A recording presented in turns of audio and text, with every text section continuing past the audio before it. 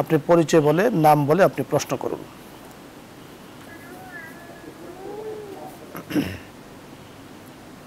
Hello. জি, আসসালামু আলাইকুম। ওয়ালাইকুম আসসালাম রাহমাতুল্লাহ। জি, আপনি একটু জোরে কথা বলুন। যে ধরুন আমি দুই রাকাতের পর আত্মাহিয়াত করব, আবার পরিষ্কার আসছে না আপনার কথা, একটু জোরে বলতে হবে, পরিষ্কার করে বলতে হবে।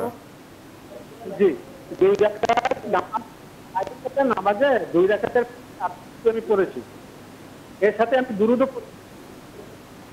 তারপর আবার আমাকে তসবিহ করতে হবে, কিন্তু তখন আবার আমি দুরূদ ইব্রাহিম পড়েছি, আবার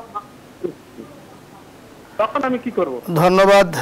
যতটুকু বুঝতে পেরেছি, আমার মনে হয় আপনি এটাই জানতে চাচ্ছেন যে 2 রাকাত 4 রাকাত ওয়ালা নামাজের 2 রাকাতে উনি আত্তাহিয়াত তো শুধু পড়ার কথা, সেখানে দুরূদও পড়ে ফেলেছেন। এখন উনি কি করবেন? না, এই ক্ষেত্রে তো মানে এই প্রশ্নটার উত্তর মানে বারবার দেওয়া বারবার হয়, আরেকবার এসেছে, আপনি ওই দিন ছিলেন।